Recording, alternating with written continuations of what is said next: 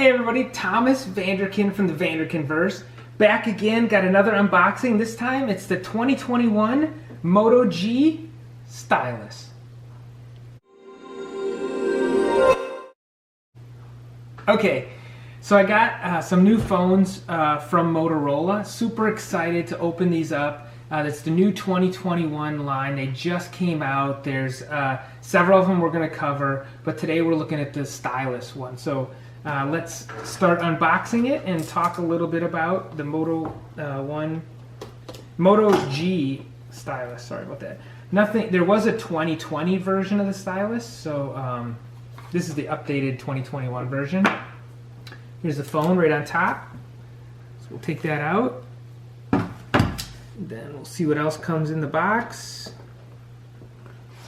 We've got a USB-A plug with an adapter cable, which is, of course, USB-A to USB-C for charging. And then we're going to come with some documentation here. Let's see what we get. We get the Moto G Stylus README first, some legal materials, and a SIM popper. So, okay, that's what comes in the box. Let's open this up, talk a little bit more about it. So this comes in a couple different versions. There's black and silver. So this is, black and, I think silver, black and white. I don't know. This is the black one, which is actually kind of bluish. There's probably an official name for it. Let me see what that says here. Yeah, Aurora Black. Seems a little blue in the way I'm looking at it, but first thing you notice is the size, of course, 6.8 inches. I remember when 6 inches was a giant phone. The Nexus from Motorola, Google came out, was a 6-inch, seemed giant. Okay, so we're up to 6.8 inches now. Let's come in here and look at the button a little bit. So this power button also acts as the fingerprint reader. Next to it is the volume rocker. Up on top is just the microphone. Along the side, on this side, we've just got the, this is where the SIM card is going to go, as well as an option to add a SD card for expansion. And then on the bottom, this is where the magic happens.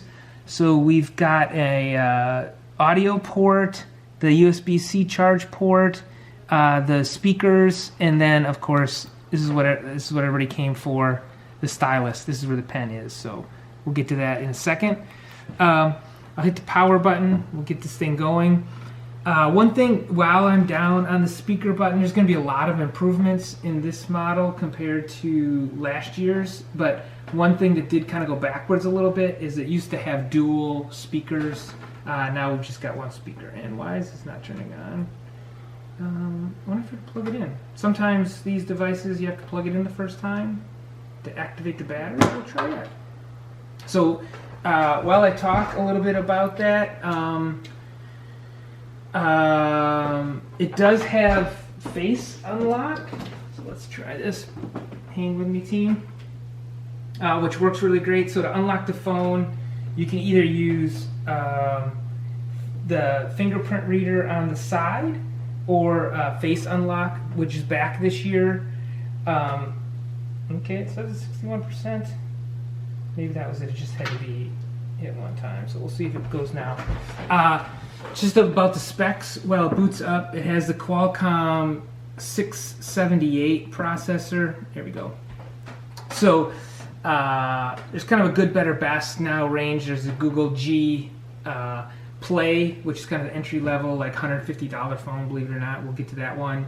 Then there's a Google G Power, which has the big battery in it. I think it's 6,000 milliamp.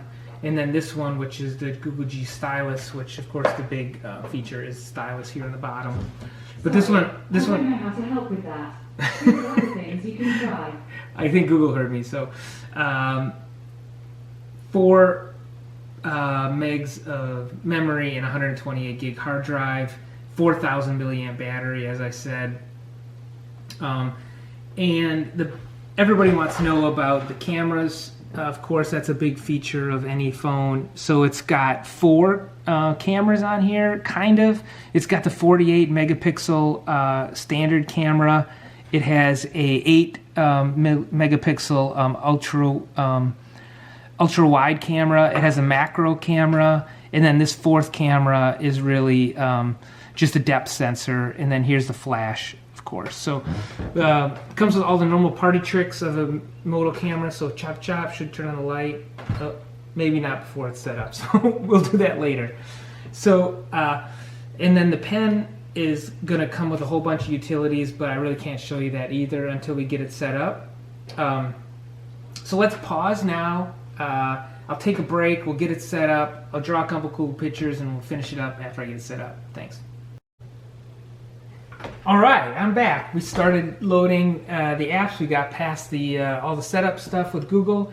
Read a little bit more about the pen. I'm super excited. So here's one thing. When you open the pen, even when it's at the lock screen, it automatically goes to the draw screen, which is awesome. You use the pen, you can draw on here. It's touch sensitive, which is fantastic. It's one thing you can draw with your finger, which is really cool. Or you can, let's change the color again. You can draw with the pen. And if you're drawing with your pen, let's see if we can do this. If you're drawing with the pen, the finger doesn't work, which is so awesome. And then if you are drawing with your finger, the pen automatically takes over when it starts drawing. It's super thin, all the way up to, you know, thick. So I was really impressed with the pen, with the apps that come with it, with the drawing thing. I thought it was going to be just like a regular touch, you know, kind of replacement for your finger, but obviously has a lot more built into it. And of course, it tucks neatly in here. I would say it's probably not equal to something like the Note from Galaxy, but it's probably, you know, half the price, right? So you get a lot of capability and a pen. One of the few phones left that still come with a stylus. So that's it. It's all set up. Hope everybody enjoyed this review. Look for more reviews coming for the new Moto 1 Ace and some G Power and the G Play. So other than that, see you guys soon. Thanks, everybody.